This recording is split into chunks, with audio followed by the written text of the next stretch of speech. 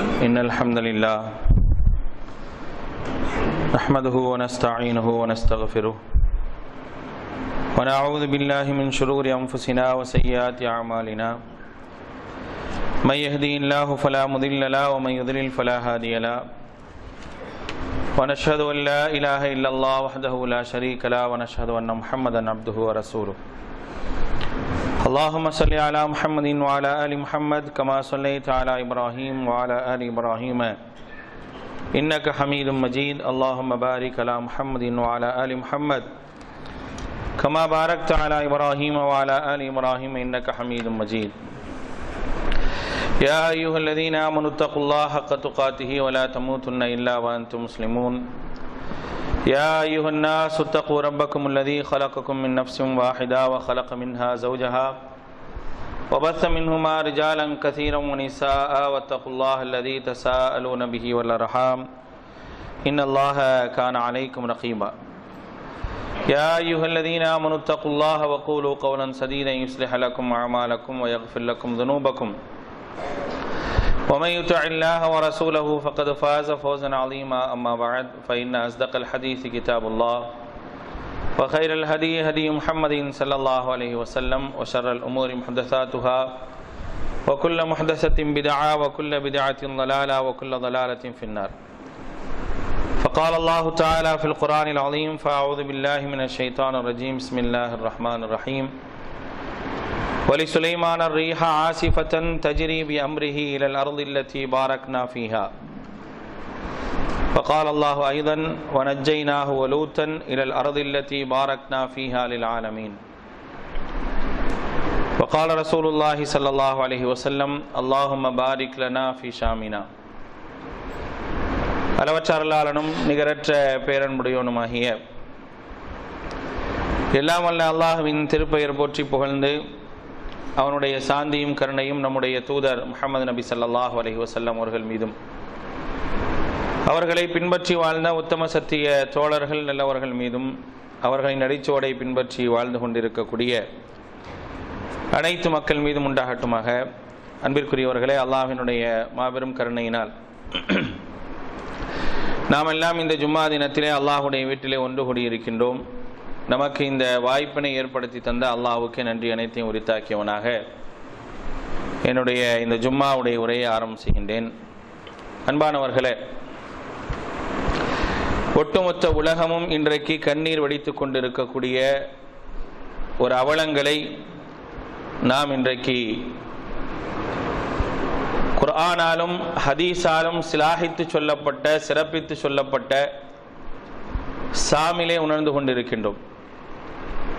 ஷாம் என்று குர்ஆனிலும் சுன்னாவிலும் அழைக்கப்படக்கூடிய சிரியா நகரத்தை பொறுத்தவரை இன்றைக்கு மிகப்பெரிய ஒரு அவலங்களை இஸ்லாமிய சமூகம் சந்தித்து வருகின்றது. எந்த ஒரு மனித உள்ளமும் ஏற்றுக்கொள்ள முடியாத அளவிற்கான ஒரு நிகழ்வை இன்றைக்கு நாம் பார்த்து கொண்டிருக்கின்றோம். முக்கியமாக திமஷ்க் என்று சொல்லப்படக்கூடிய டமாஸ்கஸ் உடைய பகுதியினுடைய அனைத்து நிலைகளிலும் நாம் பார்த்தோம் என்று சொன்னால், பரந்து விரிந்த ஷாமை நாம் பார்த்தோம் என்று சொன்னால், பரந்து விரிந்த ஷாம் என்பது பலஸ்தீனை உள்ளடக்கிய ஒரு பகுதியாகத்தான் பார்க்கப்படுகின்றது. அப்படிப்பட்ட ஷாமை இன்றைக்கு பார்த்தோம் என்று சொன்னால், எல்லா நிலைகளிலும் அல்லாஹ்விடத்தில் முறையிடக்கூடிய மக்கள் இருந்து கொண்டே இருக்கக்கூடிய ஒரு காலத்தில் தான் இருந்து கொண்டிருக்கின்றோம்.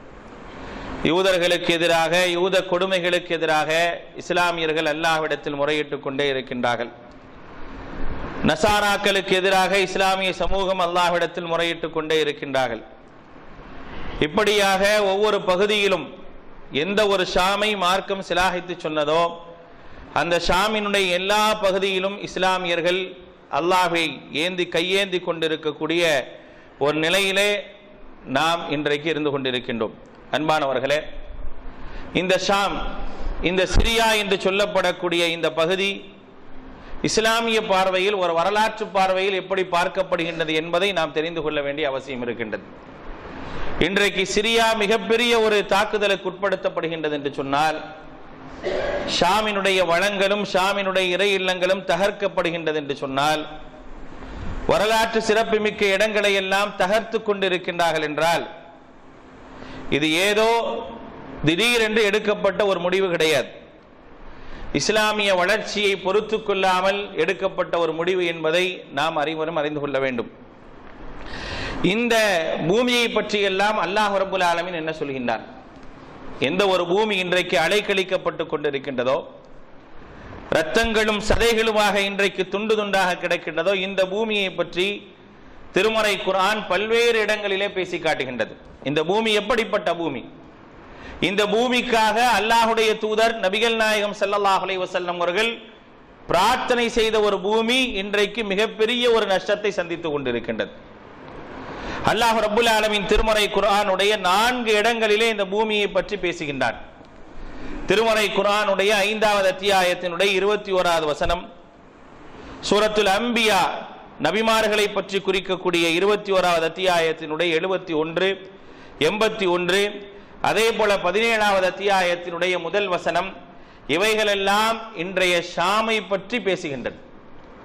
இந்த ஷாம் என்பது எப்படிப்பட்ட பகுதி என்பதை பற்றி அல்லாஹ் ரப்புல் ஆலமீன் இந்த வசனங்களில் எல்லாம் சொல்லி காட்டுகின்றான். ஷாமை பொறுத்தவரை அது ஒரு பரிசுத்த பூமி என்று திருமறை குர்ஆன் சொல்லி காட்டுகின்றது. திருமறை குர்ஆனால் பரிசுத்த பூமி என்று சிலாகித்து சொல்லப்பட்ட ஒரு பூமி தான் ஷாம். 5வது அத்தியாயத்தினுடைய 21வது வசனத்தில் மூசா அலைஹிஸ்ஸலாம் அவர்கள் தன்னுடைய சமூகத்தை பார்த்து சொல்கின்றார்கள். யா கௌம் இதுகுலுல் அர்தல் முகத்தஸத்தல்லதி கதபல்லாஹு லக்கும். அல்லாஹ் தஆலா உங்களுக்காக நிர்ணயித்து வைத்திருக்கக்கூடிய பரிசுத்த பூமியிலே நீங்கள் நுழையுங்கள் என்று அல்லாஹ் ரப்புல் ஆலமீன் இந்த ஷாமை பற்றி தான் அல்லாஹ் சொல்லி காட்டுகின்றார். ஷாம் எப்படிப்பட்ட பூமியாக அல்லாஹ்வால் வர்ணிக்கப்படுகின்றது? பரிசுத்தம் பெற்ற ஒரு பூமி, முகத்தஸா, பரிசுத்தமான ஒரு பூமி என்று அல்லாஹ் ரப்புல் ஆலமீன் சொல்லி காட்டுகின்றார். 21வது அத்தியாயத்தினுடைய 71வது வசனத்திலே அல்லாஹ் சொல்லும் பொழுது, லூத் அலைஹிஸ்ஸலாமுடைய சமூகம் அழிக்கப்பட்ட பிறகு, லூத் அலைஹிஸ்ஸலாத்தை மிகப்பெரிய அந்த சமூகத்தை கல்மாரியை கொண்டு அல்லாஹ் ரப்புல் ஆலமீன் அழித்தான். அழித்த பிறகு லூத் அலைஹிஸ்ஸலாம் அவர்கள் தஞ்சமடைந்த ஒரு பூமி என்று சொல்லப்படக்கூடிய பூமி தான் இந்த ஷாம். திருமறை குர்ஆனிலே அல்லாஹ் சொல்லும் பொழுது, வனஜ்ஜைனாஹு வலூத்தன் இலல் அர்தில்லதி பாரக்னா ஃபீஹா லில் ஆலமீன். சாதாரண ஒரு பூமி கிடையாது, அகிலங்களுக்கெல்லாம் அருள்வளம் மிக்க ஒரு பூமியாக அந்த பூமி இருக்கின்றது. உலகத்திலேயே அதிகமான அருள்வளங்கள் உள்ள ஒரு பூமி என்று சொன்னால் ஷாம் தேசம் என்று திருமறை குர்ஆனிலே அல்லாஹ் சொல்லி காட்டுகின்றான். வனஜ்ஜைனாஹு வலூத்தன், நாம் லூத் அலைஹிஸ்ஸலாம் அவர்களை காப்பாற்றினோம். இலல் அர்தில்லதி பாரக்னா, நாம் அபிவிருத்தி பொழுது இருக்கக்கூடிய பூமியின் பக்கம் அவர்களை போக செய்தோம். ஃபீஹா, அந்த பூமி எப்படிப்பட்டது? உலகத்திலேயே அதிகமான அருள்வளம் மிக்க பூமியாக இருக்கின்றது என்று அல்லாஹ் ரப்புல் ஆலமீன் சொல்லி காட்டுகின்றார். நபி சுலைமான் அலைஹிஸ்ஸலாத்தை பற்றி அல்லாஹ் ரப்புல் ஆலமீன் திருமறை குர்ஆனிலே அவர்களுக்கு என்னவெல்லாம் அல்லாஹ் வசப்படுத்தி கொடுத்திருக்கின்றான் என்ற ஒரு செய்தியை நாம் எல்லாம் அறிவோம். அப்படி சுலைமான் அலைஹிஸ்ஸலாத்துக்கு வசப்படுத்தி கொடுக்கப்பட்ட ஒரு அருள் என்னவென்றால் காற்று. காற்றை அல்லாஹ் வசப்படுத்தி இருந்தான். இந்த காற்றை சுலைமான் அலைஹிஸ்ஸலாம் அவர்கள் அல்லாஹ்வுடைய நாட்டத்தை கொண்டு எந்த பக்கம் திருப்புறாங்களோ அந்த பக்கம் போகும். அப்படிப்பட்ட ஒரு ஆற்றலை அல்லாஹ் ரப்புல் ஆலமீன் நபி சுலைமான் அலைஹிஸ்ஸலாத்துக்கு வல்லமை வழங்கி இருந்தான். அந்த வல்லமையின் காரணமாக அவர்கள் இந்த காற்றை எதன் பக்கம் திருப்பினார்கள் என்பதை பற்றி 21வது அத்தியாயத்தினுடைய 81வது வசனத்திலே அல்லாஹ் சொல்லும் பொழுது, வலி சுலைமான ரீஹ ஆசிஃபத்தன் தஜ்ரி பி அம்ரிஹி இலல் அர்தில்லதி பாரக்னா ஃபீஹா. எந்த பூமியிலே நாம் அருள் புரிந்து இருக்கின்றோமோ, எந்த பூமி அருள் விளம்பிக்க பூமியாக இருக்கின்றதோ அந்த பூமியின் பக்கம் அவருடைய கட்டளையின் அடிப்படையிலே அந்த காற்று சென்றது. அந்த காற்றை அல்லாஹ் ரப்புல் ஆலமீன் நபி சுலைமான் அலைஹிஸ்ஸலாம் அவர்கள் மூலமாக அனுப்பியதாக அல்லாஹ் சொல்லி காட்டுகின்றானே, இங்கே அல்லாஹ் குறிப்பிடக்கூடிய பாரக்னா, நாம் அருள் புரிந்த பூமி என்று சொல்லக்கூடியதும் ஷாம் தான். எப்படிப்பட்ட ஒரு பிரதேசம் பாருங்க. இன்றைக்கு அந்த பிரதேசம் எல்லாம் இன்றைக்கு அலைக்கழிக்கப்பட்டு கடைசி பகுதியில் வந்து நிக்குது. எல்லாவற்றையும் ஷியாக்களும் சியோனிசங்களும் சேர்ந்து அழித்து ஒன்றுமில்லாமல் ஆக்கிவிட்டு கடைசியாக எங்கே வந்து நிற்கின்றார்கள்? ஊத்தா என்று சொல்லப்படக்கூடிய ஒரு இடத்தின் பக்கம் இன்றைக்கு அழிவை ஏற்படுத்திக் கொண்டிருக்கின்றார்கள். இந்த ஊத்தாவை பற்றி 1400 ஆண்டுகளுக்கு முன்னாலே அல்லாஹ்வுடைய தூதர் இந்த பகுதியை குறிப்பிட்டு ஒரு செய்தியை சொல்லி இருக்கிறாங்க. சாதாரணமான ஒரு பகுதி அல்ல. எப்படி ஹலபு ஒரு பாரம்பரியமிக்க ஒரு பகுதியாக பார்க்கப்பட்டு கடந்த 1.5 வருடங்களுக்கு முன்னால அழித்து ஒன்றுமில்லாமல் ஆக்கப்பட்டதோ, அதே போன்று இந்த ஊத்தாவுடைய பகுதி இருக்கின்றதே சாதாரணமான ஒரு பகுதி அல்ல. இதை சாதாரணமான ஒரு பகுதியாக ஷியாக்கள் வேண்டுமானாலும் கருதி கொள்ளலாம், ரஷ்யாவுடைய படைகள் கருதி கொள்ளலாம்.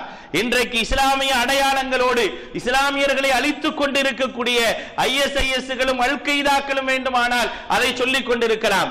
ஆனால் இந்த ஊத்தா எப்படிப்பட்ட பகுதி என்பதை அல்லாஹ்வுடைய தூதர் நபிகள் நாயகம் ஸல்லல்லாஹு அலைஹி வஸல்லம் அவர்கள் 1400 ஆண்டுகளுக்கு முன்னாரே சொல்லிவிட்டார்கள்.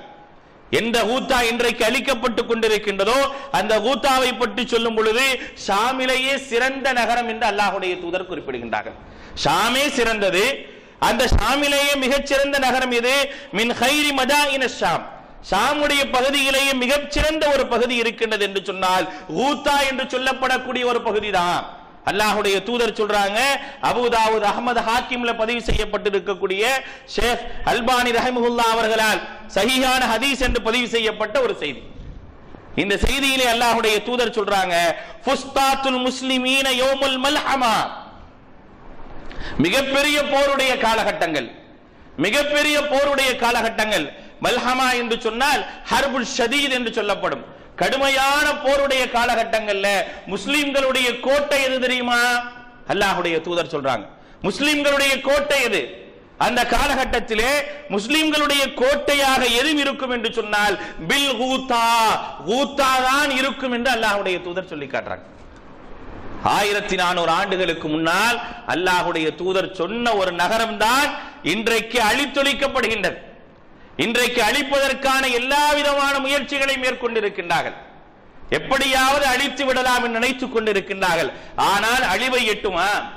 அழிவுதான் ஷாமினுடைய தலையெழுத்தா என்றால் கண்டிப்பாக கிடையாது. ஏனென்றால் ஷாம் சாதாரண ஒரு பகுதி அல்ல, இறைவனாலும் இறை தூதராலும் சுப செய்தி சொல்லப்பட்ட பகுதி. அந்த பகுதியினுடைய கடைசி நிலைக்கு மதீனாவுடைய அந்த நகரங்களிலேயே சிறந்த நகரமான இன்றைக்கு ஊத்தாவிலே வந்து நிற்கலாம். டமாஸ்கஸ் பகுதியினுடைய ஓரத்தில் இருக்கக்கூடிய ஒரு நகரம் என்று அல்லாஹ்வுடைய தூதர் குறிப்பிடுகின்றார்கள். அந்த நகரம் தான் இஸ்லாமியர்களுடைய கோட்டையாக விளங்கும் என்று அல்லாஹ்வுடைய தூதர் சொன்னார்கள் என்றால் நிச்சயமாக ஊத்தா என்பது அழிவினுடைய ஆரம்பம் அல்ல, இஸ்லாமிய கோட்டைகள் உயரப் போகின்ற ஒரு இடம் என்பதை நாம் மறந்துவிடக் கூடாது. அல்லாஹ்வுடைய தூதர் நபிகள் நாயகம் ஸல்லல்லாஹு அலைஹி வஸல்லம் அவர்கள் சொல்லி இருக்கக்கூடிய மிக முக்கியமான ஒரு செய்தி. அப்படிப்பட்ட இடத்தில் தான் இன்றைக்கு மிகப்பெரிய ஒரு தாக்குதல்கள் நடத்தி கொண்டிருக்கின்றார்கள். இந்த நகரங்கள் வர்ணிக்கப்படுகின்றன, அல்லாஹ்வாலும் அல்லாஹ்வுடைய தூதராலும் வர்ணிக்கப்பட்ட ஒரு பரிசுத்தமான பூமி, அல்லாஹ்வுடைய அருளை பெற்ற பூமி என்றெல்லாம் வர்ணிக்கப்பட்ட இந்த பூமிக்காக அல்லாஹ்வுடைய தூதர் பிரார்த்தனை செய்திருக்கின்றார்கள். நபிகள் நாயகம் ஸல்லல்லாஹு அலைஹி வஸல்லமுடைய பிரார்த்தனை என்பது ஒரு காலம் வீணாகாது. புகாரியிலே பதிவு செய்யப்பட்டிருக்கக்கூடிய செய்தி, நபி ஸல்லல்லாஹு அலைஹி வஸல்லம் அவர்கள் சொல்கின்றார்கள், அல்லாஹும்ம பாரிக் லனா ஃபீ ஷாமினா, யா அல்லாஹ் எங்களுக்கு அருள்புரி, எங்களுடைய ஷாமுக்கு அருள்புரி என்று அல்லாஹ்வுடைய தூதர் பிரார்த்தனை செய்திருக்கிறாங்க. எங்களுடைய ஷாமுக்கு, இந்த சிரியாவிற்கு நீ அருள் புரிவாயாக என்று அல்லாஹ்வுடைய தூதர் நபிகள் நாயகம் ஸல்லல்லாஹு அலைஹி வஸல்லம் அவர்கள் பிரார்த்தனை செய்த ஒரு பூமி என்பதை நாம் மறந்துவிடக் கூடாது. அடுத்து அல்லாஹ்வுடைய தூதர் சொல்லி காட்டுகின்றார்கள், இந்த ஹதீஸுக்கு இஸ்லாமியர்கள் பலவிதமான தவறான அர்த்தங்களை வைத்த ஒரு செய்தியும் நாம் கவனத்தில் கொள்ள கடமைப்பட்டிருக்கின்றோம். அல்லாஹ்வுடைய தூதர் நபிகள் நாயகம் ஸல்லல்லாஹு அலைஹி வஸல்லம் சொல்லி காட்டுகின்றார்கள், அப்துல்லாஹ் இப்னு ஹவாலா அறிவிக்கக்கூடிய ஒரு செய்தி, சஹீஹான செய்தி. அல்லாஹ்வுடைய தூதர் சொன்னார்கள், சதுஜன்னதூன அஜ்னாதன், ஒரு மிகப்பெரிய ஒரு படை வரும், மிகப்பெரிய ஒரு படை கிளம்பும். அந்த படை எங்கிருந்து வரும்? ஜுந்தம் பில் ஷாமி வ ஜுந்தம் பில் இராகி வ ஜுந்தம் பில் யமனி.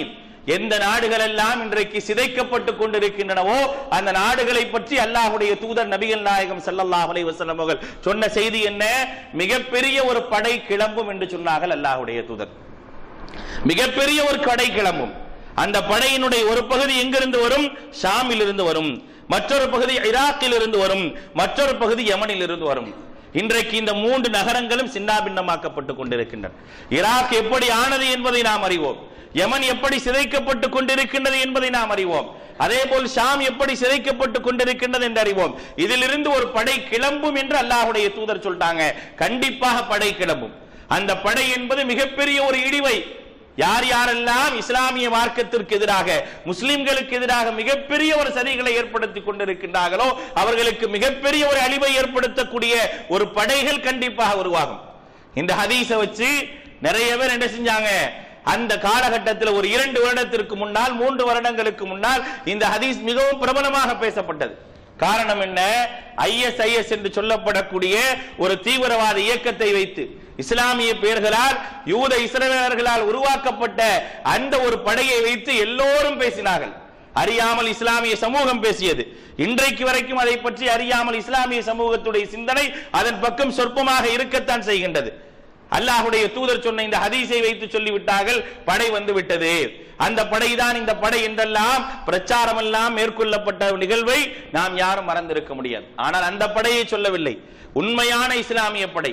இந்த படையை அல்லாஹ் அனுப்பினான் என்று சொன்னால் இஸ்லாமிய மார்க்கம் மேலோங்கக்கூடியதாக இருக்கும் என்பதற்காகவே அல்லாஹ்வுடைய தூதர் ஸல்லல்லாஹு அலைஹி வஸல்லம் அவர்கள் சொன்ன ஒரு படை என்பதை மறந்துவிடக் கூடாது. அதுவும் ஷாமில் இருந்துதான் கிளம்பும் என்பதையும் அல்லாஹ்வுடைய தூதர் சொல்லி காட்டுகின்றார்கள். அதுக்கு அடுத்து சொல்றாங்க பாருங்க, நபிகள் நாயகம் ஸல்லல்லாஹு அலைஹி வஸல்லம் அவர்கள் சொல்லக்கூடிய செய்தி மிக அழகான ஒரு செய்தி. அல்லாஹ்வுடைய தூதர் சொன்னாங்க, ஈமான் இருக்கின்றதே, ஈமான் தஞ்சம் அடையக்கூடிய இடம் ஷாம் தான். சாதாரணமான ஒரு இடம் கிடையாது, சாதாரணமான ஒரு இடம் கிடையாது. ஈமான் தஞ்சம் அடையக்கூடிய இடம் எப்ப? அலா அறிந்து கொள்ளுங்கள், வ இன்னல் ஈமான இதா வகாத்தில் ஃபித்னு பிஷாம், குழப்பங்கள் அதிகமாக கூடிய நேரத்தில், மிகப்பெரிய குழப்பங்கள் அதிகமாக கூடிய நேரத்தில் ஈமான் தஞ்சம் அடைய வேண்டும் என்று சொன்னால் அது ஷாமில் தான் தஞ்சம் அடையும் என்று அல்லாஹ்வுடைய தூதர் நபிகள் நாயகம் ஸல்லல்லாஹு அலைஹி வஸல்லம் அவர்கள் சொல்லி இருக்கின்றார்கள் என்பதையும் நாம் மறந்துவிடக் கூடாது. அப்ப இதெல்லாம் நடக்குது. அப்ப இவ்வளவு சுப செய்தியை சொல்லி இருக்கிறாங்களே, இன்னும் ஏராளமான செய்திகள் உண்டு. அப்படி என்றால் இவைகள் எல்லாம் நடக்கின்றன என்றால் அதற்கு சில காரணங்கள் உண்டு. ஏன் நடத்தினான் அல்லாஹ்? அல்லாஹ் இதை நடத்துவதற்கான காரணம் என்ன? பல காரணங்களை அல்லாஹ் ரப்பல் ஆலமீன் சொல்லி காட்டுகின்றார். அதில் ஒன்று என்ன? திருமறை குர்ஆன் சொல்லக்கூடிய மிக முக்கியமான காரணம், வலியஅலமல்லாஹு அல்லதீன ஆமனு மின்கும் வயத்தகித ஷுஹதா, வலியஅலமல்லாஹு அல்லதீன ஆமனு வயத்தகித மின்கும் ஷுஹதா. எதற்காக அல்லாஹ் இதை செய்ய வேண்டும்? ஏன் இதை ஏற்படுத்த வேண்டும்? இவையெல்லாம் அல்லாஹ்வாலும் அல்லாஹ்வுடைய தூதராலும் சுப செய்தி சொல்லப்பட்ட இடத்துல இப்படி எல்லாம் நடக்குதுன்னா என்ன காரணம்? அல்லாஹ் சிலரை தன் பக்கம் தேர்ந்தெடுக்க வேண்டும், யார் உண்மையான இறை நம்பிக்கையாளர்கள் என்பதை அறிய வேண்டும் என்பதற்காக. உங்களில் யார் அல்லாஹ்வுக்காக ஷஹீதுகளாக ஆவதற்கு தயாராக இருக்கின்றார்கள் என்பதை அறிவதற்காக அல்லாஹ் செய்யக்கூடிய ஏற்பாடு என்பதை நாம் விளங்கிக் கொள்ள வேண்டும். சாதாரணமான ஒரு காரியம் கிடையாது. இப்படி எல்லாம் இருக்கும் போது ஏன் இப்படி நடக்க வேண்டும் என்ற ஒரு கேள்வி வந்தால் அதற்கான விடைகளையும் அல்லாஹ் சொல்லி காட்டுகின்றார். அம் ஹஸிபுத்தும் அன் ததுகுலுல் ஜன்னத வலம்மா யஅலமில்லாஹு அல்லதீன ஜாஹது மின்கும் வ யஅலமஸ் ஸாபிரீன். சொர்க்கம் அடைய வேண்டுமா? அந்த சொர்க்கத்தை அடைய வேண்டும் என்று சொன்னால் உங்களில் யார் தங்களை அர்ப்பணிக்கக்கூடிய உண்மையான ஜிஹாதிகள் என்பதையும் பொறுமையாளர்கள் என்பதையும் அறிந்து கொள்வதற்காகத்தான் அல்லாஹ் ரப்புல் ஆலமீன் இது போன்ற சோதனைகளை ஏற்படுத்துவதாக திருமறை குர்ஆனிலே சொல்லி காட்டுகின்றார். அடுத்து சொல்லும் போது, யார் உங்களில் பரிபூர்ணமான நம்பிக்கையாளர்கள், இப்படிப்பட்ட ஒரு நிகழ்வு நடக்கும் பொழுதுதான் அல்லாஹ்வை புரிந்து கொள்ளக்கூடிய, அல்லாஹ்வின் மீது வைத்திருக்கக்கூடிய உண்மையான நம்பிக்கை வெளிப்படக்கூடியவர்கள் யார் என்பதை புரிந்து கொள்ள முடியும் என்பதற்காகவே அல்லாஹ் ரப்புல் ஆலமீன் இது போன்ற ஏற்பாடுகளை செய்கின்றான் என்பதையும் நாம் மறந்துவிடக் கூடாது. அடுத்து அல்லாஹ்வுடைய தூதர் நபிகள் நாயகம் ஸல்லல்லாஹு அலைஹி வஸல்லம் அவர்கள் சொல்லி காட்டுகின்றார்கள், நாளை மறுமை நாள் இருக்கின்றதே, மறுமை நாளுடைய கடைசி நிலையை பற்றி அல்லாஹ்வுடைய தூதர் வர்ணிக்கின்றார்கள். அல்லாஹ்வுடைய தூதருக்கு முதலாக நபியாக வருவார்கள் என்ற ஒரு சுப செய்தி சொல்லப்பட்ட இடம் ஷாம் என்பதையும் மறந்துவிடக் கூடாது. நபிகள் நாயகம் ஸல்லல்லாஹு அலைஹி வஸல்லம் அவர்கள் 12 வயதிலே முதலாக வியாபாரத்திற்கு சென்ற பகுதி ஷாமுடைய பகுதி. அந்த ஷாமுடைய பகுதிக்கு வியாபாரத்திற்கு செல்லும் பொழுது அல்லாஹ்வுடைய தூதரை பார்த்த ஒரு யூத பாதிரியார், ஒரு யூத சன்னியாசி அபூ தாலிப் அவர்களை கூப்பிட்டு சொல்லி காட்டுகின்றார். இவர் யார் என்று கேட்கிறார். இவர் யார் என்று கேட்கும் பொழுது அவர் அவரை பற்றி சொல்லக்கூடிய நேரத்தில் இவர் தூதராக வருவதற்கான வாய்ப்புகள் இருக்கின்றன என்று சொல்லப்பட்ட ஒரு சுப செய்தி சொல்லப்பட்ட இடம்தான் ஷாம் என்பதை மறந்துவிடக்கூடாது. அல்லாஹ்வுடைய தூதர் நபியாக வருவார்கள் என்று சுப செய்தி சொல்லப்பட்ட இடம் ஷாம். அது மட்டுமல்ல, நபிகள் நாயகம் ஸல்லல்லாஹு அலைஹி வஸல்லம் அவர்கள் சொல்லி காட்டுகின்றார்கள், நாளை மறுமை நாள் இருக்கின்றது, அந்த மறுமை நாளுடைய கடைசி நேரத்திலே ஒட்டுமொத்தமான இஸ்லாமியர்கள் கடுகளவு யாருடைய உள்ளத்தில் ஈமான் இருக்கின்றதோ அப்படிப்பட்ட ஈமான் உள்ளவர்களை ஒட்டுமொத்தமாக மரணிக்க செய்யக்கூடிய காற்று கிளம்பக்கூடிய இடமும் ஷாம் தான். நாளை மறுமை வந்துருச்சு அப்படின்னா மறுமையினுடைய நெருக்கத்தில் ஒரு காற்று அடிக்கும். அந்த காற்று எப்ப அடிக்கும் அப்படின்னா தௌபாவினுடைய வாசல் அடைக்கப்பட்ட உடனே ஒரு காற்று அடிக்கும். அல்லாஹ்வுடைய தூதர் நபிகள் நாயகம் ஸல்லல்லாஹு அலைஹி வஸல்லம் சொல்றாங்க. அப்படிப்பட்ட அந்த காற்று அடிக்கப்படக்கூடிய அந்த நேரத்தில் அந்த காற்று அப்படியே மக்கள் மீது வந்து போட ஒரு வசந்த காற்றாகத்தான் இருக்கும். அந்த வசந்த காற்று படக்கூடிய நேரத்தில் யாருடைய உள்ளத்தில் கடுகளவு ஈமான் இருக்கின்றதோ அப்படி கடுகளவு ஈமான் உள்ளவர்கள் கூட அந்த காற்றை சுவாசித்தால் மரணம் அடைந்து விடுவார்கள். அதற்கு பிறகுதான் மறுமை வரும் என்பதை அல்லாஹ்வுடைய தூதர் நபிகள் நாயகம் ஸல்லல்லாஹு அலைஹி வஸல்லம் அவர்கள் சொன்னார்களே, அந்த காற்று வெளிப்படக்கூடிய இடம் ஷாம் என்பதையும் நபிகள் நாயகம் ஸல்லல்லாஹு அலைஹி வஸல்லம் அவர்கள் சொல்லிட்டாங்க. அது மட்டுமல்ல, அதோடு நிறுத்தல் அல்லாஹ்வுடைய தூதர். அதற்கு பிறகு ஷாமை பற்றி நபிகள் நாயகம் ஸல்லல்லாஹு அலைஹி வஸல்லம் அவர்கள் குறிப்பிடும்போது ஒரு செய்தியை குறிப்பிடுகின்றார்கள். அல்லாஹ்வுடைய தூதர் சொல்றாங்க, ஷாம், ஷாம் இருக்கின்றதே அர்துல் மஹ்ஷர் வல் மன்ஷர். அல்லாஹ்வுடைய தூதர் சொல்லக்கூடிய செய்தி அஹ்மதிலே பதிவு செய்யப்பட்டிருக்கு. அபூதர் ரலியல்லாஹு அன்ஹு அறிவிக்கின்றார்கள். அல்லாஹ்வுடைய தூதர் சொல்றாங்க, அஷாம், ஷாம் இருக்கின்றதே அர்துல் மஹ்ஷர் வல் மன்ஷர். ஷாம் என்பது மக்களை ஒன்று சேர்க்கக்கூடிய, மக்களை எழுப்பக்கூடிய இடம். மக்களை ஒன்று சேர்க்கக்கூடிய, மக்களை மறுமைக்காக எழுப்பப்படக்கூடிய ஒரு இடம் இருக்கின்றது என்று சொன்னால் அதுவும் ஷாம் தான். அல்லாஹ்வுடைய தூதர் சொல்றாங்க. எப்படி ஏற்படும்? நபிகள் நாயகம் ஸல்லல்லாஹு அலைஹி வஸல்லம் அவர்கள் மறுமையை பற்றி வர்ணிக்கக்கூடிய நேரத்தில் கடைசி காலகட்டத்தில் எப்படி இருக்கும், தஜ்ஜாலுடைய வருகை, யஜூஜ் மௌஜூஜுடைய வருகை, ஈசா அலைஹிஸ்ஸலாமுடைய வருகை, இவைகள் எல்லாமே ஷாமை சுற்றி தான் நடக்கும். எல்லாம் ஷாமை சுற்றி தான் நடக்கும். அதை சுற்றி தான் ஒவ்வொன்றாக நடந்து கொண்டே இருக்கும். அதெல்லாம் முடிஞ்ச பிறகு கடைசியாக தௌபாவினுடைய வாசல் அடைக்கப்பட்ட பிறகு அரபு தீபகற்பத்திலே ஒரு பூகம்பம், கிழக்கு பகுதியில் ஒரு பூகம்பம், மேற்கு பகுதியில் ஒரு பூகம்பம், இப்படியெல்லாம் பூகம்பங்கள் ஏற்பட்ட பிறகு கடைசியாக ஒரு நெருப்பு ஜுவாலை ஒன்று வரும். அல்லாஹ்வுடைய தூதர் சொல்றாங்க, நெருப்பு ஜுவாலை ஒன்று வரும். அந்த நெருப்பு ஜுவாலை வரும் பொழுது எல்லா மக்களையும், மீதம் இருக்கக்கூடிய மக்களை எல்லாம் ஒன்று சேர்த்து அப்படியே அவர்களை கொண்டு செல்லும். அவர்களை அப்படியே கொண்டு செல்லக்கூடிய நேரத்திலே ஷாமுடைய ஒரு மைதானத்திலே அவர்கள் எல்லாம் ஒன்று சேர்க்கப்படுவார்கள். ஒட்டுமொத்த உலகமும் அழியக்கூடிய நேரத்தில் நடக்கக்கூடிய நிகழ்வுகளை அல்லாஹ்வுடைய தூதர் சொல்றாங்க.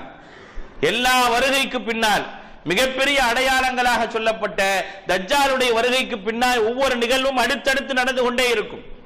அப்படி அடுத்தடுத்து நடந்து கொண்டிருக்கக்கூடிய அந்த நிகழ்வுகளுடைய முடிவுதான் இந்த நெருப்பு. இந்த நெருப்பு வரும் பொழுது மிக மிக சொற்பமான மக்கள் மட்டுமே உலகத்தில் இருப்பாங்க, ரொம்ப அதிகமான இருக்க மாட்டாங்க. நம்ம கேள்வி எழுப்பலாம், உலகத்தில் உள்ள எல்லாருமே ஷாமின் பக்கம் ஒன்று சேர்க்கப்படுவார்களா என்றால் கண்டிப்பாக ஒன்று சேர்க்கப்படுவார்கள். யார் யாரெல்லாம் அப்பொழுது வாழ்கின்றார்களோ வாழக்கூடிய அனைவரும் ஒன்று சேர்க்கப்படக்கூடிய இடம் எது? ஷாம் தான். அந்த ஷாமை பற்றி அல்லாஹ்வுடைய தூதர் சொல்லும் போது சொன்னார்கள், அர்துல் மஹ்ஷர் வல் மன்ஷர் அப்படின்னாங்க. அர்துல் மஹ்ஷர் வல் மன்ஷர், ஒன்று சேர்க்கக்கூடிய அதே நேரத்தில் எழுப்பக்கூடிய இடம் அந்த ஷாம் தான். அந்த ஷாமினுடைய மிகப்பெரிய ஒரு மைதானத்திலே எல்லோரும் ஒன்று சேர்க்கப்படுவார்கள். சேர்த்த அந்த நேரத்தில் எல்லோரும் அந்த நெருப்பு ஜுவாலையால் ஒன்று சேர்க்கப்பட்ட அந்த நேரத்திலே மறுமை ஏற்பட்டு விடும் என்பதை அல்லாஹ்வுடைய தூதர் நபிகள் நாயகம் ஸல்லல்லாஹு அலைஹி வஸல்லம் சொல்லி காட்டுகின்றார்களே, அப்படிப்பட்ட ஒரு இடமும் ஷாம் என்பதை நாம் மறந்துவிடக் கூடாது. ஆக இவைகள் எல்லாம் கலந்த ஒரு இடம்தான் ஷாம். அந்த ஷாமை பற்றி தான் இன்றைக்கு ஒட்டுமொத்த உலகமும் பேசிக் கொண்டிருக்கின்றது. வேண்டுமானால் ஒரு அழிவினுடைய ஆரம்பமாக தெரியலாம், ஆனால் ஈமான் தஞ்சமடையக்கூடிய இடம் என்று அல்லாஹ்வுடைய தூதர் சொன்னார்கள் என்றால் அல்லாஹ்வுடைய தூதர் சுயமாக பேசக்கூடியவர்கள் அல்ல. வமா யன்திகு அனில் ஹவா, அவர்கள் சுயமாக பேசுபவர்கள் அல்ல. அவர்கள் பேசுவதெல்லாம் அல்லாஹ்வுடைய வஹி. அந்த வஹி கண்டிப்பாக உண்மைப்படுத்தப்படும் என்று சொன்னால் இது கண்டிப்பாக நடந்தே தீரும் என்பதை நாம் கவனத்தில் கொள்ள கடமைப்பட்டிருக்கின்றோம். அடுத்து அல்லாஹ்வுடைய தூதர் சொன்னார்கள், ஈமானுடைய அடையாளத்தை தெரிந்து கொள்ளக்கூடிய ஒரு இடமாக எது இருக்கும்? ஷாம் இருக்கும் என்பதை நபிகள் நாயகம் ஸல்லல்லாஹு அலைஹி வஸல்லம் அவர்கள் சொல்லி காட்டுகின்றார்கள். லா தகூமுஸ் ஸாஅ, முஸ்லிமிலே பதிவு செய்யப்பட்டிருக்கக்கூடிய 5553வது செய்தி.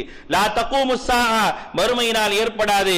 ஹத்தா யன்ஸிலர் ரூமு பில் அமாகி வல் பிதாயிக், அமாக் பிதாயிக் என்று சொல்லப்படக்கூடிய இடங்களிலே ரோம படைகள் இறங்கும். அந்த ரோம படைகள் இறங்கக்கூடிய நேரத்திலே ஃபயக்ருஜு இலைஹிம் ஜைஷும் மினல் மதீனா, மதீனாவிலிருந்து ஒரு படை கிளம்பும். மதீனாவிலிருந்து ஒரு படை கிளம்பும். அந்த படைகள் அந்த ரோமர்களோடு என்ன செய்வாங்க? போரிடுவார்கள்.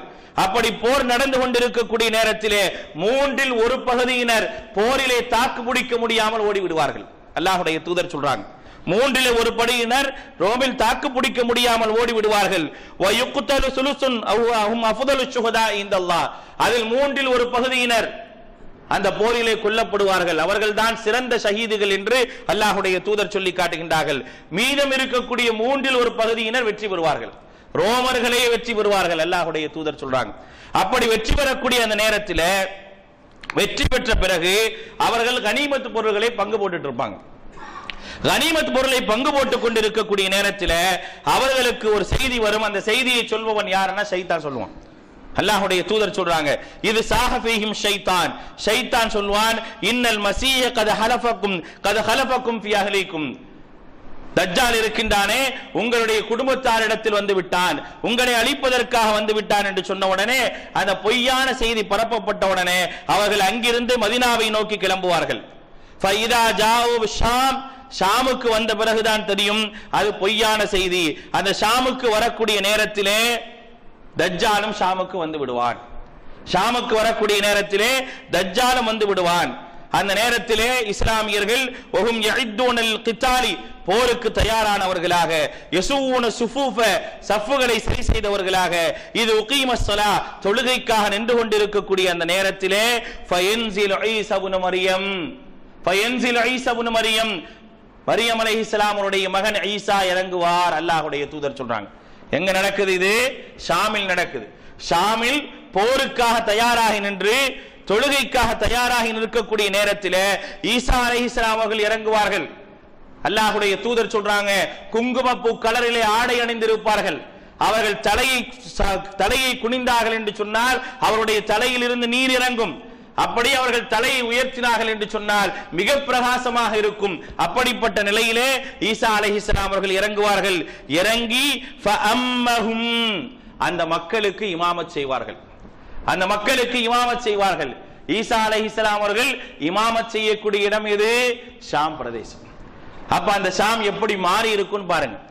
எந்த ஷாமை இன்றைக்கு நாம் ஒரு கொடூரனுடைய கையில் இருப்பதாக கருதுகின்றோமோ அந்த ஷாம் எப்படி மாறி இருக்கும் என்பதை நாம் கவனத்தில் கொள்ள கடமைப்பட்டிருக்கின்றோம்.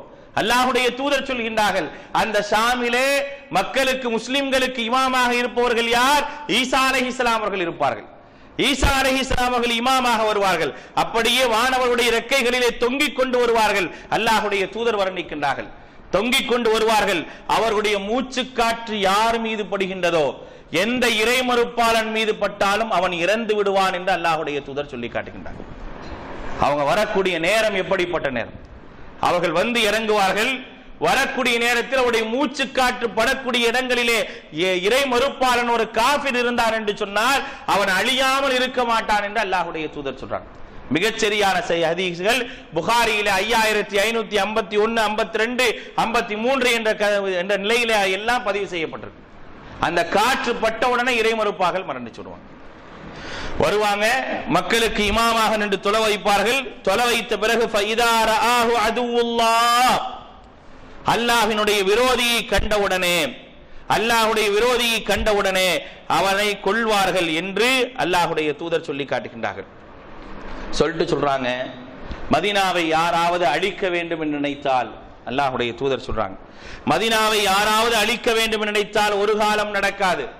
அப்படி நினைப்பவர்கள் கரைந்து விடுவார்கள் என்று அல்லாஹ்வுடைய தூதர் சொல்லி காட்டுகின்றார்கள். ஸாப கமா யதூபுல் மில்ஹு ஃபில் மா, தண்ணீரிலே எப்படி உப்பு கரைந்து விடுமோ அதே போன்று மதீனாவை அழிக்க நினைத்தவர்கள் கரைந்து ஒன்றுமில்லாமல் ஆகி விடுவார்கள் என்பதை அல்லாஹ்வுடைய தூதர் நபிகள் நாயகம் ஸல்லல்லாஹு அலைஹி வஸல்லம் அவர்கள் சொல்லி காட்டுகின்றார்கள். இத்தனை வரலாற்று சிறப்புகளும் ஷாமுக்கு இருக்கின்றது. ஷாம் சாதாரணமான ஒரு நகரம் அல்ல. இன்றைக்கு வேண்டுமானால் மிகப்பெரிய ஒரு தொல்லைக்கு ஆளாகலாம், மிகப்பெரிய கஷ்டத்திற்கு இஸ்லாமிய சமூகம் ஆளாகலாம், குழந்தைகள் வரை ஒன்றுமில்லாமல் சின்னாபின்னமாக்கப்படலாம், எல்லாம் நடந்து கொண்டிருக்கும். ஆனால் ஒரு முடிவை அல்லாஹு தஆலா நெருக்கிவிட்டான் என்பதுதான் யதார்த்தமான ஒரு உண்மை. எந்த கூத்தாவை அல்லாஹ்வுடைய தூதர் ஸல்லல்லாஹு அலைஹி வஸல்லம் அவர்கள் இஸ்லாமிய கோட்டை என்று சொல்கின்றார்களோ அந்த கூத்தாவிலே இன்றைக்கு இஸ்லாமிய சமூகம் கொல்லப்பட்டு கொண்டிருக்கின்றது என்றால், இஸ்லாமிய சமூகம் அழிக்கப்பட்டு கொண்டிருக்கின்றது என்று சொன்னால், அல்லாஹ் என்ற ஒரே காரணத்திற்காக பச்சிலம் குழந்தை என்று பார்க்காமல் கிளர்ச்சியாளர்களை கொல்கின்றோம் என்ற பெயரால் இஸ்லாமியர்கள் தங்கி இருக்கக்கூடிய வீடுகளிலும் பள்ளிக்கூடங்களிலும் பள்ளிவாசல்களிலும் பார்த்து பார்த்து அவர்கள் எல்லா விதமான குண்டுகளையும் ரசாயனங்களையும் இறக்கி அழித்துக் கொண்டிருக்கின்றார்கள் என்றால் ஒரு முடிவுக்கு வந்து விட்டது என்பதை நாம் புரிந்து கொள்ள வேண்டும்.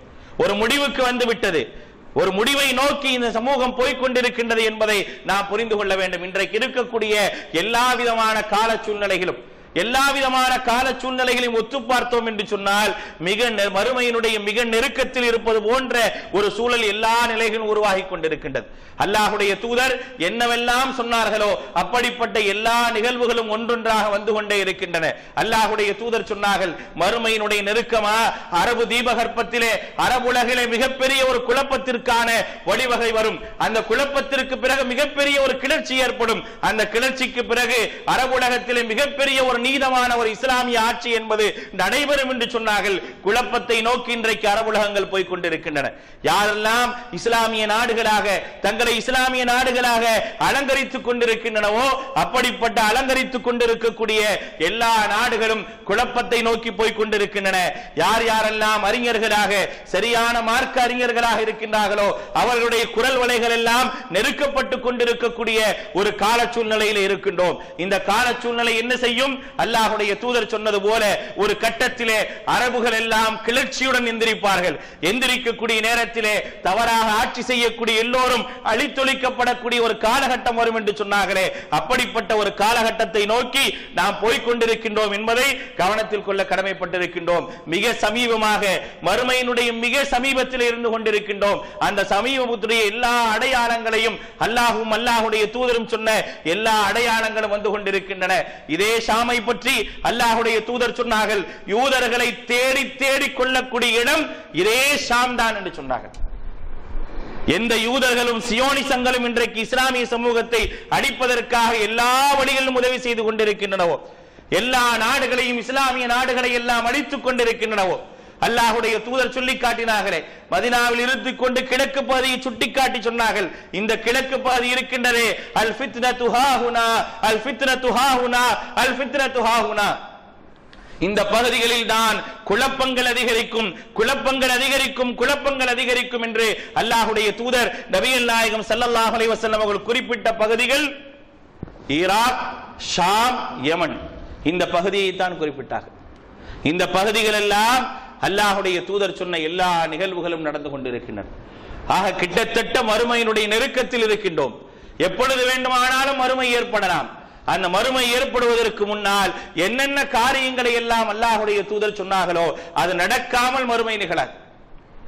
அவர்களுடைய அழிவினுடைய பகுதியின் பக்கம் நாம் சென்று கொண்டிருக்கின்றோம். ஒவ்வொரு நிகழ்வாக ஒவ்வொரு நடைமுறையாக அப்படித்தான் போய் கொண்டிருக்கின்றன. இன்றைக்கு ஒரு முடிவை ஏற்படுத்திக் கொண்டிருக்கின்றது என்று சொன்னால் இது ஷாமினுடைய கடைசி பகுதி. கடைசி நிலையில் தான் இன்றைக்கு சிரியாவினுடைய போர்க்களங்கள் இருக்கின்றன. இந்த சிரியாவினுடைய போர்க்களத்துக்கு பிறகு மிகப்பெரிய ஒரு எழுச்சி ஏற்படுவதற்கான ஒரு வாய்ப்புகள் இருப்பதாக ஒட்டுமொத்த இஸ்லாமிய அறிஞர்களும் சுட்டிக்காட்டுகின்றார்கள். இஸ்லாமிய அறிஞர்கள் இந்த ஷாமை பற்றி கடந்த 3 வருடமாக மக்களுக்கு உரையாற்றி கொண்டிருக்கின்றார்கள். நாம் நினைப்பது போல் இன்றல்ல, கடந்த 3 வருடங்களாக அதிகமாக உரையாற்றப்படக்கூடிய ஒரு செய்தியாக ஷாமுடைய செய்தியாக இருந்து கொண்டிருக்கின்றது. ஷாமுக்காக அதிகமாக பிரார்த்தனை செய்து கொண்டிருக்கின்றார்கள். அவருடைய செய்திகளும் அவருடைய பிரார்த்தனைகளும் நமக்கு காட்டுவது என்ன? மிகப்பெரிய ஒரு முடிவை நோக்கி நாம் போய் கொண்டிருக்கின்றோம். என்றைக்கு வேண்டுமானாலும் மறுமையினுடைய நிகழ்வு நெருக்கமாக இருக்கக்கூடிய அந்த நிகழ்வு ஒன்றொன்றாக அடுத்தடுத்து நடப்பதற்கான ஒரு வாய்ப்பு இருக்கின்றது. அப்படிப்பட்ட வாய்ப்புகள் வருவதற்கு முன்னால் நம்மை நாம் சரி செய்து கொள்ள வேண்டிய ஒரு அவசியம் இருக்கின்றது என்பதையும் புரிந்து கொள்ள வேண்டும். நிறைய உலமாக்கள் குறிப்பிடக்கூடிய ஒரு செய்தி, இதை பற்றி பேசிக் கொண்டிருக்கக்கூடிய ஒரு அறிஞரிடத்தில் ஒரு கேள்வி எழுப்புகின்றார். அப்படி என்று சொன்னால் இவ்வளவு சிறப்பு மிக்க இந்த ஷாம், எவ்வளவு சிறப்பையும் அல்லாஹ்வுடைய தூதரும் சொல்லி இருக்கக்கூடிய அந்த நேரத்திலே ஏன் இப்படிப்பட்ட ஒரு அழிவை சந்திக்கின்றது? ஏன் இப்படிப்பட்ட ஒரு அழிவை சந்திக்கின்றது? கேட்கக்கூடிய நேரத்திலே அந்த அறிஞர் அந்த மக்களுக்கு சொன்ன ஒரே ஒரு செய்தி 3வது அத்தியாயத்தினுடைய 165வது வசனம். 3வது அத்தியாயத்தினுடைய 165வது வசனத்தை குறிப்பிடுகின்றார். அவலம்மா அஸாபத்துக்கும் முஸீபத்தும் கத் அஸபத்தும் மிஸ்லிஹா குல்தும் அன்னா ஹாதா குல் ஹுவ மின் இன்தி அன்ஃபுசிக்கும் இன்னல்லாஹ அலா குல்லி ஷைஇன் கதீர். இந்த வசனத்தை குறிப்பிட்ட மக்களுக்கு சொல்லி காட்டுகின்றார்கள்.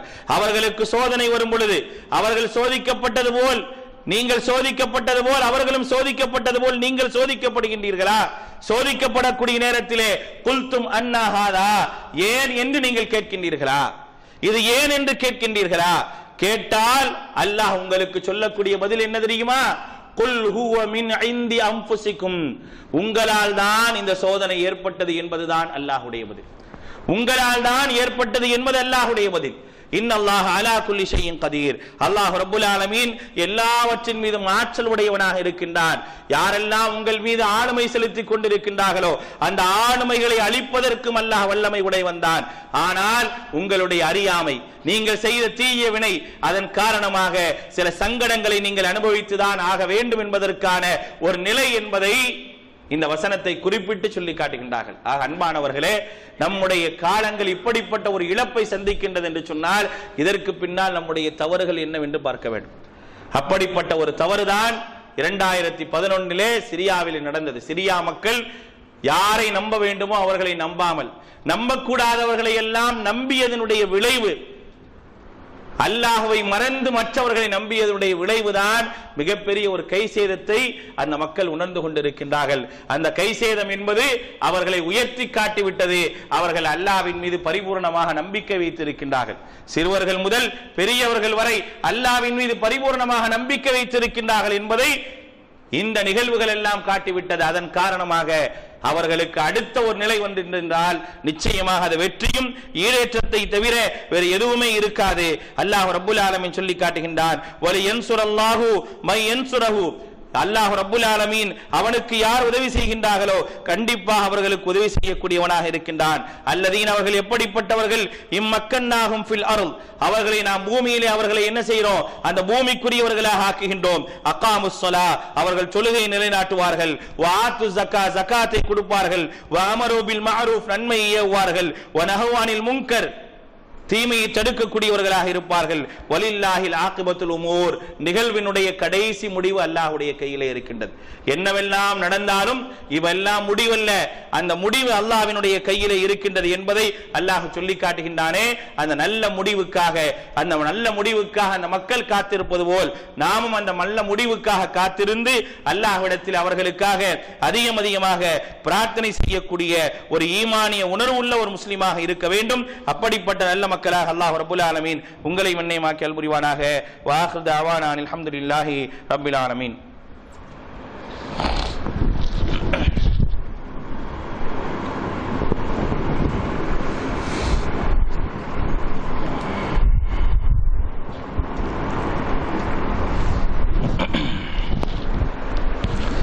அல்ஹம்துலில்லாஹி ரப்பில் ஆலமீன். والصلاة والسلام على رسوله الأمين محمد وآله وصحبه أجمعين أما بعد فأعوذ بالله من الشيطان الرجيم بسم الله الرحمن الرحيم لا يكلف الله نفسا إلا وسعها لها ما كسبت وعليها ما اكتسبت. அன்பானவர்களே, நமக்கெல்லாம் எழக்கூடிய ஒரு கேள்விக்கான பதிலை அல்லாஹ் ரப்புல் ஆலமீன் திருமறை குர்ஆனிலே சொல்லி காட்டுகின்றான். இன்றைக்கு நடந்து கொண்டிருக்கக்கூடிய கொடுமைகளை பார்க்கும் பொழுது யதார்த்தமாக எழக்கூடிய கேள்வி என்ன? அவர்களால் இவ்வளவு துன்பங்களை தாங்கிக் கொள்ள முடியாத அளவிற்கான துன்பங்கள் அவர்களுக்கு தரப்படுகின்றதே என்ற ஒரு கேள்வி நம்முடைய உள்ளத்தில் எழலாம். ஆனால் அதற்கு அல்லாஹ் ரப்புல் ஆலமீன் சொல்லக்கூடிய ஒரு பதில் என்ன அப்படின்னா, லா யுகல்லிஃபுல்லாஹு நஃப்ஸன் இல்லா உஸ்அஹா, எந்த ஆத்மாவையும் அதனுடைய சக்திக்கு மீறி நாம் கஷ்டப்படுத்துவதில்லைங்கிறான். அல்லாஹ்வுடைய வசனம் திருமறை குர்ஆனுடைய சூரத்துல் பக்ராவினுடைய கடைசி வசனத்திலே அல்லாஹ் ரப்புல் ஆலமீன் சொல்லி காட்டுகின்றார், லா யுகல்லிஃபுல்லாஹு நஃப்ஸன் இல்லா உஸ்அஹா, எந்த ஆத்மாவையும் அதனுடைய சக்திக்கு மீறி சோதிப்பது கிடையாது. அப்ப இப்படி ஒரு சோதனை வருகின்றது என்று சொன்னால் அவர்களால் தாங்கக்கூடிய அளவிற்கு தான் அல்லாஹ் சோதனையை தரும். ஒவ்வொருடைய ஈமானுடைய நிலைகளை வைத்துதான் அல்லாஹ் ரப்புல் ஆலமீன் அவர்களை சோதிக்கிறான். லஹாமா கஸபத் வ அலைஹா மக்தஸபத், அவர்கள் எதை சம்பாதிச்சாங்களோ, அந்த ஆத்மா எதை சம்பாதித்ததோ அந்த அடிப்படையிலே அவர்கள் சோதிக்கப்படுகின்றார்கள். அப்படிப்பட்ட ஒரு நிலையில் அந்த சோதனையை பெறக்கூடிய அந்த மக்கள் அல்லாஹ்விடத்தில் என்ன முறையிட வேண்டும் என்று அல்லாஹ் ரப்புல் ஆலமீன் மிக அழகாக சொல்லி காட்டுகின்றார். என்ன ஒரு முறையீடல் இருக்க வேண்டும் என்பதை அல்லாஹ் ரப்புல் ஆலமீன் சொல்லி காட்டுகின்றான். அந்த முறையீடலுடைய முடிவை பற்றி வர்ணிக்கக்கூடிய நேரத்தில் மிக அழகான ஒரு வர்ணனை அந்த முறையீடலுடைய முடிவில் நபி ஸல்லல்லாஹு அலைஹி வஸல்லம் அவர்களுக்கு இந்த வஹியை கொண்டு வந்த ஜிப்ரீல் அலைஹிஸ்ஸலாம் அவர்களே, அல்லாஹ் இந்த கோரிக்கையை ஏற்றுக்கொள்வாயாக என்று பிரார்த்தனை செய்த ஒரு அழகான ஒரு பிரார்த்தனை தான் சூரத்துல் பக்ராவினுடைய கடைசி வசனம். ரப்பனா லா துஆஹிதுனா இன் நஸீனா வஅக்தஅனா ரப்பனா வலா தஹ்மில் அலைனா இஸ்ரன் கமா ஹமல்தஹு அலல் லதீன மின் கப்லினா ரப்பனா வலா துஹம்மில்னா மா லா தாகத லனா பிஹி வஅஃபு அன்னா வக்ஃபிர் லனா வர்ஹம்னா அன்த மௌலானா ஃபன்சுர்னா அலல் கௌமில் காஃபிரீன் என்று பிரார்த்தனை செய்யும் போது இந்த பிரார்த்தனைக்கு வானவர்கள் ஆமீன் கூறுவார்கள் என்று அல்லாஹ்வுடைய தூதர் சொல்லி காட்டுகிறார். ஆமீன் கூறுவோர்கள் யார்? வானவர்கள் கூறுவார்கள் என்று ஜிப்ரீல் அலைஹிஸ்ஸலாம் அவர்கள் கூறினார்கள் என்று அல்லாஹ்வுடைய தூதர் சொல்றாங்க. அல்லாஹ்விடத்திலே மனிதன் கஷ்டத்தை அனுபவித்துக் கொண்டிருக்கக்கூடிய நேரத்திலே செய்ய வேண்டிய ஒரு பிரார்த்தனை இது. ரப்பனா, எங்களுடைய இரட்சகா, லா துஆஹிதுனா இன் நஸீனா, நாங்கள் மறந்தவைகளுக்காகவும், அவ் அக்தஅனா, நாங்கள் தவறிழைத்ததற்காகவும் எங்களை பிடித்து விடாது. ரப்பனா வலா தஹ்மில் அலைனா இஸ்ரன் கமா ஹமல்தஹு அலல் லதீன மின் கப்லினா, எங்களுக்கு முந்தி வாழ்ந்த மக்களுக்கு எந்த அளவிற்கு சுமையை தந்தாயோ அந்த அளவுக்கு சுமையை எங்க மேல கொடுத்துறாது. ரப்பனா வலா துஹம்மில்னா மா லா தாகத லனா பிஹி, எங்களால் தாங்க முடியாத சுமையும் எங்கள் மீது சுமத்தி விடாதே. வஅஃபு அன்னா வக்ஃபிர் லனா, எங்கள் மீது கருணையும் மன்னிப்பையும் தருவாயாக, நீதான் எங்களுடைய பாதுகாவலன். ஃபன்சுர்னா அலல் கௌமில் காஃபிரீன், இறைமறுப்பார்களுக்கு எதிராக எங்களுக்கு உதவி செய்வாயாக என்ற ஒரு பிரார்த்தனையை அல்லாஹ் ரப்புல் ஆலமீன் சொல்லி தருகின்றார். இந்த பிரார்த்தனை சொல்வதற்கு முன்னால் அல்லாஹ் சொல்லக்கூடிய செய்தி என்ன? உங்களை சக்திக்கு மீறி கஷ்டப்படுத்துறது இல்ல. அப்ப இன்றைக்கு மனிதர்கள் சிரமப்படுத்தப்படுகின்றார்கள் என்றால் அவர்களால் என்ன தாங்க முடியுமோ அதைத்தான் தரான். அந்த குழந்தைக்கு அதனால் என்ன தாங்க முடியுமோ அந்த சிரமத்தை அல்லாஹ் தரான். அதை என்ன செய்ய முடியாது, நம்ம இல்லைன்னா மறுக்க முடியாது. அந்த குழந்தையால் தாங்க முடியும், அந்த குழந்தையால் ஏற்றுக்கொள்ள முடியும் என்பதால் தான் அந்த சுமை அவைகளுக்கு தரப்படுகின்றன. அவைகள் அல்லாஹ்வை ஏற்றுக்கொண்ட ஒரே காரணத்திற்காக துன்பப்படுத்தப்படுகின்றார்களா? அந்த நம்பிக்கை என்பதை அவர்களை ஈடேற்றத்திற்குரியதாக ஆக்கிவிடும் என்பதையும் வமா நகமு மின்ஹும் இல்லா யுமினு பில்லாஹில் அஸீஸில் ஹமீத், அல்லாஹ்வை ஏற்றுக்கொண்ட ஒரே காரணத்திற்காக அவர்கள் அழிக்கப்படுகின்றார்கள் என்றால் அந்த அழிவுக்கான கூலியை அவர்கள் முழுமையாக நாளை மறுமையினாரிலே ஷஹீதுடைய அந்தஸ்தோடு பெற்றுக்கொள்வதற்கான ஒரு வாய்ப்பு இருக்கின்றது என்பதையும் அல்லாஹ் ரப்புல் ஆலமீன் சொல்லி காட்டுகின்றார். ஆக அந்த மக்களுக்காக நாம் பிரார்த்தனை செய்ய வேண்டும். அவர்கள் செய்கின்றார்கள், அவர்கள் அல்லாஹ்விடத்தில் கையேந்துகின்றார்கள். எவ்வளவு கஷ்டமாக இருந்தாலும் அவர்கள் அல்லாஹ்விடத்தில் கையேந்துவதை நாம் கண்கூடாக இன்றைக்கு பார்க்கின்றோம். நம்மை விட அவர்கள் இறை நம்பிக்கையில உறுதியானவர்களாக இருக்கின்றார்கள். அழகான ஒரு செய்தி, எவ்வளவு துன்பங்கள் ஏற்பட்டாலும் துன்பத்தின் போது அவர்கள் அல்லாஹ்வை தவிர வேறு யாரையுமே அழைப்பதில்லை என்ற பல பதிவுகளை இன்றைக்கு உலகமே ஆச்சரியமாக பார்த்து கொண்டிருக்கக்கூடிய அளவிற்கான ஒரு நிலைதான் அந்த மக்களிடத்தில் இருக்கின்றது. எதற்கெடுத்தாலும் அல்லாஹ்வை தவிர ஒரு சிறு குழந்தை முதல் பெரியவர்களே அவருடைய நாவில் வரக்கூடிய வார்த்தை அல்லாஹ் எங்களை பாதுகாப்பான், அல்லாஹ் எங்களுக்கு உதவி செய்து கொண்டிருக்கின்றான், அல்லாஹ் எங்களை கண்காணித்துக் கொண்டிருக்கின்றான், அல்லாஹ் இவர்களை அழித்து விடு என்று அல்லாஹ்விடத்தில் மன்றாடி கொண்டிருக்கின்றார்கள். அந்த மன்றாடுதலோடு நம்முடைய மன்றாடுதலும் இருக்க வேண்டும். நாம் முறையிட வேண்டும்.